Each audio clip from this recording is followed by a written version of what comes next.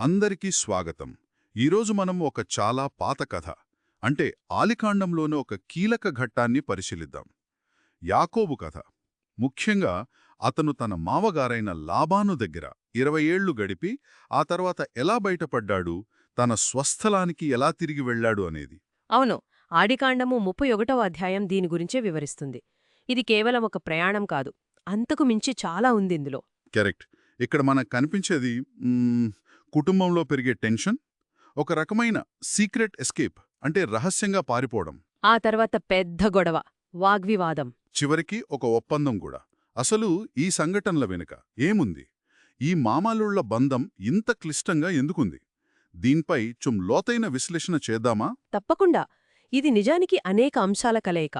కుటుంబ సంబంధాలు, దేవుడి మార్గదర్శకత్వం. నమ్మకం, మోసం వంటివి కూడా కనిపిస్తాయి. అవును. మానవ బలహీనతలు అంటే లాబానులో ధనాశ, యాకోబులో భయం, రాహేలు చేసే పనిలో మోసం. ఇవన్నీ ఉన్నాయి. అదే సమయంలో స్వేచ్ఛ కోసం పోరాటం, చివరికి ఒక అండర్స్టాండింగ్కి రావటం, సరిహద్దులు గీసుకోవటం అన్నీ కనిపిస్తాయి.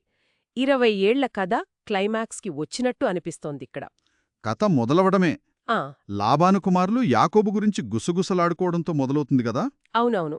యాకోబు మన నాన్న ఆస్తంతా కాజేశాడు, మన నాన్న వల్లే ఇతనింత ధనవంతుడయ్యాడు అని వాళ్ళనుకోవటం. యాకోబు వింటాడు. అది చాలదన్నట్టు లాబాను ప్రవర్తనలో కూడా మార్పు గమనిస్తాడు యాకోబు. మునుపటిలా ఆప్యాయంగా లేడనిపిస్తోంది. అప్పటికే గాలి మారుతోందని అర్థమవుతోందతనికి. కరెక్ట్. అక్కడ అసూయ, అపనమ్మకం అవి స్పష్టంగా కనిపిస్తున్నాయి. 20 ఏళ్లు కష్టపడ్డా యాకోబుకి గుర్తింపు దొరకటం లేదు. పైగా తన సంపదంతా ఏదో లాబాను దయవల్లే వచ్చినట్టు మాట్లాడుకుంటున్నారు. బహుశా అల్లుడు ఇంతలా ఎదగడం చూసి లాబానుకు కూడా కొంచెం కన్ను కుట్టిందేమో. ఉండవచ్చు. ఆస్తి విషయంలో ఎవరికైనా ఆశ ఉంటుంది కదా. ఇది యాకోబుకు ఒక వార్నింగ్ బెల్ లాంటిది. ఇక ఇక్కడ ఉండటం మంచిది కాదేమో అనిపించుంటుంది. మరి సరిగ్గా ఆ టైంలోనే దేవుడు యాకోబుతో మాట్లాడినట్టుందే. నీ పితృల దేశానికి, నీ బంధువుల దగ్గరకు తిరిగి వెళ్ళు, నేను నీకు తోడుగా ఉంటాను అని. అదే కీలకం. ఆ దైవవాక్యే అతనికి అసలైన ధైర్యాన్నిచ్చింది. వెళ్లాలనే ఆలోచన ఉన్నా దేవుడి నుండి గ్రీన్ సిగ్నల్, పైగా నేను తోడుంటాననే హామీ, అది చాలా పెద్ద బలం. పరిస్థితులు బాగోలేనప్పుడు అలాంటి భరోసా చాలా అవసరం కదా. నిజమే. అది కేవలం అనుమతి కాదు, ఒక పుష్ అన్మాట. వెళ్ళు, నీకు నేనున్నాను అని. ఆ భరోసాతోనే యాకోబు తన భార్యలైన రాహేలు, లేయాలను పొలానికి పిలిపించి మాట్లాడతాడు. పరిస్థితి వివరిస్తాడు. అవును, చాలా ఓపెన్గా మాట్లాడతాడు. మీ నాన్న నాతో ఎలా ప్రవర్తించాడో మీకు తెలుసు కదా, నా జీతాన్ని 10 సార్లు మార్చాడు అని. తన గోడు వెళ్లబోసుకుంటాడు. అంటే తన కష్టాన్ని, లాబాను చేసిన మోసాన్ని వారికి వివరిస్తున్నాడు. అంతేకాదు, లాబాను ఎన్నిసార్లు జీతం మార్చినా, దేవుడు ఎలా తనను కాపాడాడో, మందలు ఎలా వృద్ధి చెందాయో, కలల ద్వారా దేవుడు ఎలా మార్గనిర్దేశం చేశాడో కూడా చెబుతాడు.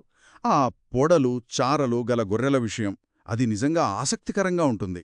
అవును, లాబాను మోసం చెయ్యాలని చూసినా దేవుడు దాన్ని యాకోబుకు అనుకూలంగా మార్చాడు. ఇది దైవిక జోక్యానికి నిదర్శనం. బేతేలులో దేవుడు తనకు ప్రత్యక్షమైన విషయం కూడా గుర్తుచేస్తాడు. అంటే ఈ ప్రయాణం నా సొంత నిర్ణయం కాదు, దైవ ప్రేరణతోనే వెళ్తున్నానని వాళ్లకు నమ్మకం కలిగిస్తున్నాడు. మరి రాహేలు, లేయాలు ఎలా స్పందించారు? వాళ్ళ నాన్న కదా, ఏమైనా సానుభూతి చూపించారా? ఆశ్చర్యంగా అస్సలు చూపించలేదు. పూర్తిగా యాకోబు వైపే నిలబడ్డారు. అవునా?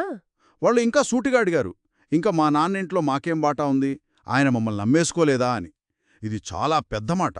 అంటే వాళ్ళకి రావలసిన కట్నంలాంటిది కూడా లాబాను ఇవ్వలేదని వాళ్ళ ఉద్దేశ్యమా? బహుశా అదే అయ్యుండాలి. మాకు రావలసిన డబ్బును కూడా ఆయనే తినేశాడు అంటారు. అంటే వారి దృష్టిలో లాబాను వారిని, వారి హక్కులను పట్టించుకోలేదు, కేవలం యాకోబు శ్రమను దోచుకున్నాడు. కాబట్టి దేవుడు మా నాన్న దగ్గరుండి తీసిన ఆస్తంతా మనదే, మన పిల్లలదే అని వాళ్ళు యాకోబుకు పూర్తిగా సపోర్ట్ ఇచ్చారు. అవును, దేవుడు నీకు చెప్పినట్లే చెయ్యి అని ప్రోత్సహించారు. ఇది యాకోబుకు చాలా బలాన్నిచ్చుంటుంది.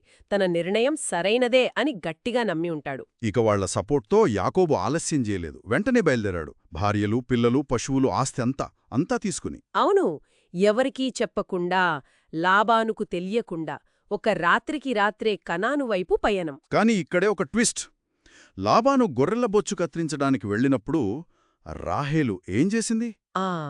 ఆమె తన తండ్రి ఇంట్లో ఉన్న గృహ దేవతల విగ్రహాలను దొంగిలించింది. ఇది చాలా కీలకమైన సంఘటన. ఎందుకు చేసుంటుందంటారు? ఆ విగ్రహాలకు అంత ప్రాముఖ్యత ఏంటి? యాకోబుకు తెలిసే ఈ విషయం? ఎందుకు చేసిందో స్పష్టంగా తెలియదు. బహుశా ఆ విగ్రహాలకు ఏమైనా వారసత్వపు హక్కులతో సంబంధముందేమో, లేదా వాటిని తీసుకెళ్తే తమకు మంచి జరుగుతుందని నమ్మిందేమో. లేదా ప్రయాణంలో రక్షణగా ఉంటాయననుకుందా? అది కావచ్చు. లేదా ఇన్నాళ్ళు తమను మోసం చేసిన తండ్రిమీద కోపంతో అతనికి ఏదో ఒక నష్టం చెయ్యాలని చేసి ఉండవచ్చు. కారణం ఏదైనా యాకోబుకు మాత్రం ఈ విషయం అస్సలు తెలియదు. ఇది తర్వాత పెద్ద సమస్యకు దారితీస్తుంది. యాకోబు పారిపోయాడని లాబానుకు ఎప్పుడు తెలిసింది? 3వ రోజు తెలిసిందట. తెలిసిన వెంటనే ఊరుకుంటాడా? తన బంధువులను వెంటబెట్టుకుని 7 రోజులు వెంటాడి చివరికి గిలాదు కొండ దగ్గర యాకోబును పట్టుకున్నాడు. 7 రోజులు ప్రయాణం చేశాడంటే ఎంత కోపంగా ఉన్నాడో అర్థమవుతుంది. చాలా కోపంగా, ప్రతీకారంతో రగిలిపోతూ వచ్చి ఉంటాడు. కాని దారిలో ఒక సంఘటన జరిగింది. ఏమిటది? దేవుడు మళ్ళీ జోక్యం చేసుకున్నాడు. లాబాను యాకోబును కలుసుకోవడానికి ముందు రాత్రి దేవుడు స్వప్నంలో లాబానును హెచ్చరించాడు. జాగ్రత్త, యాకోబుతో మంచిగాని చెడ్డగాని మాట్లాడుకు అని. ఓహో, అంటే దేవుడు యాకోబును కాపాడుతున్నాడు. ఖచ్చితంగా. ఆ హెచ్చరిక లేకపోతే లాబాను యాకోబుకు ఏదో ఒక హాని చేసేవాడేమో. ఎందుకంటే లాబాను మాటల్లోనే అది తెలుస్తుంది. ఏం చెప్పాడు?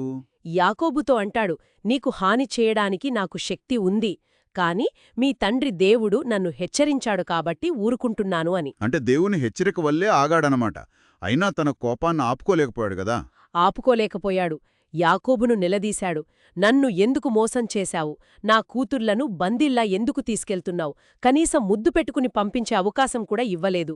ఇవన్నీ సరే, నా దేవుళ్లను ఎందుకు దొంగిలించావు అని సూటిగా అడిగాడు. ఆ చివరి ప్రశ్న చాలా ప్రమాదకరమైనది. మరి యాకోబేమన్నాడు? యాకోబు మొదట తన భయం గురించి చెప్పాడు. మీరు మీ కుమార్తెలను నా నుండి బలవంతంగా తీసుకెళ్లిపోతారేమోనని భయపడి చెప్పకుండా వచ్చాను అన్నాడు. లాబాను మీద అతనికెంత అపనమ్మకముందో దీన్నిబట్టి అర్థమవుతుంది. అవును. ఇక వ్యవహార విషయానికి వస్తే తనకేమీ తెలియదు కాబట్టి చాలా ధీమాగా, నీ దేవతలు ఎవరి దగ్గర దొరికితే వాళ్లు బ్రతపకూడదు అని అనేశాడు. తొందరపాటు మాటది. అంతే. అయ్యో, తెలియకుండానే తన భార్యకే మరణశాసనం రాసినట్టయింది కదా.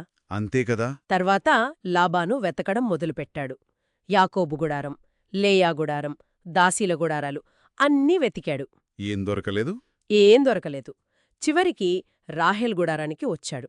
అక్కడ రాహేలు చాలా తెలివిగా ప్రవర్తించింది. ఏం చేసింది? ఆ విగ్రహాలను ఒంటెమీద వేసే గంత కింద, అంటే ఆ సామాను కింద దాచిపెట్టి, నాకు నెలసరిగా ఉంది, లేవలేను అని చెప్పి వాటిమీదే కూర్చుండిపోయింది. భలే ఐడియా. అవును. ఆ కాలంలో ఋతుక్రమంలో ఉన్న స్త్రీని ఆమె కూర్చున్నదాన్ని ముట్టుపోకూడదనే ఆచారముండేది. దాన్నాసరాగా చేసుకుంది. లాబాను ఎంత వెతికినా ఆ విగ్రహాలు దొరకలేదు. రాహేలు అలా తన తండ్రిని బోల్తా కొట్టించి యాకోబును, బహుశా తనను కూడా కాపాడుకుంది. విగ్రహాలు దొరకకపోయేసరికి ఇక యాకోబుకు ఊపొచ్చింది. ఇన్నాళ్లు మౌనంగా భరించినవాడు ఒక్కసారిగా పేలిపోయాడు. నిజంగా పేలిపోయాడు. నేను చేసిన తప్పేంటి? నా పాపమేంటి? నా సామానంతా ఎందుకు వెతికావు? నా దగ్గర నీ వస్తువేదైనా దొరికిందా? అంటూ లాబానును నిలదీశాడు. తన 20 ఏళ్ల కష్టాన్నంతా ఏకరువు పెట్టాడు కదా. అవును. 20 ఏళ్లు నీ దగ్గర కొలువు చేశాను. 14 ఏళ్లు నీ కూతుళ్ల కోసం, 6 ఏళ్లు నీ మందల కోసం. పగలు ఎండకు, రాత్రి మంచుకు నిద్రలేకుండా కాపలా కాశాను. నీ మందలో చీల్చబడిన దాన్ని నేనే నష్టపరిహారంగా ఇచ్చాను. దొంగిలించబడిన దానికి కూడా నన్నే బాధ్యుడించేశావు. అయినా నువ్వు నా జీతాన్ని 10 సార్లు మార్చావు అని తన ఆవేదనంతా వెళ్లగక్కాడు. ఇది కేవలం ఆరోపణ కాదు, తన నిర్దోషిత్వాన్ని, తన శ్రమను నిరూపించుకునే ప్రయత్నం. ఖచ్చితంగా. చివరికి ఒక మాట అంటాడు. అది చాలా ముఖ్యం.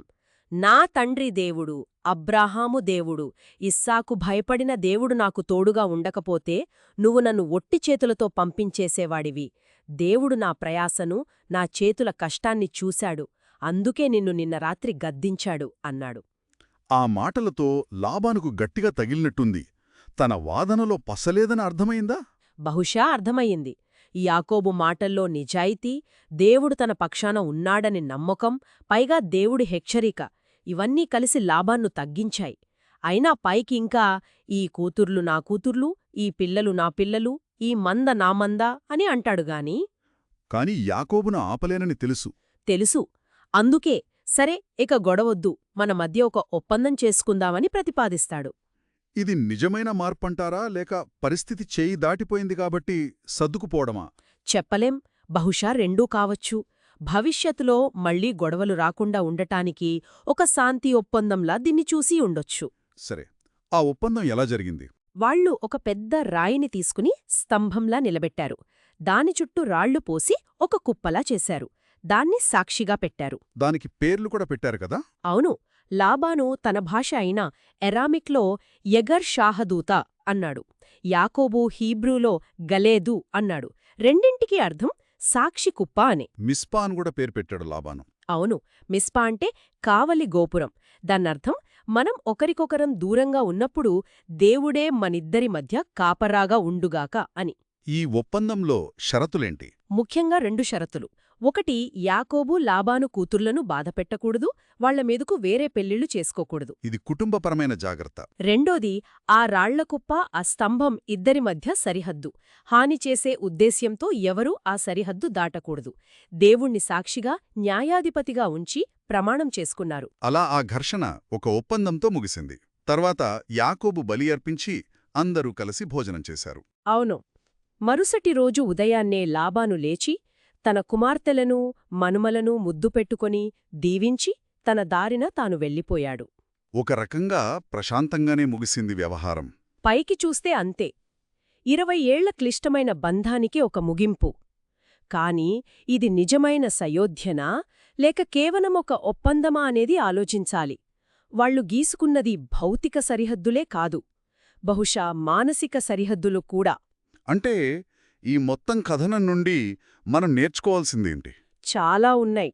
కుటుంబ సంబంధాల్లో ఉండే ప్రేమ, స్వార్థం, అసూయ వంటి సంక్లిష్టతలు, దేవుడిపై ఆధారపడటం, మోసం వల్ల కలిగే నష్టాలు. కష్టాల్లో దేవుని సహాయం ఎలా వస్తుందో కూడా చూశాం. అవును. లాబాను పాత్ర ద్వారా ధనాశ, మోసం ఎంత ప్రమాదకరమో తెలుస్తుంది. యాకోబు ద్వారా విశ్వాసం, సహనం, కొన్నిసార్లు భయం కూడా కనిపిస్తుంది.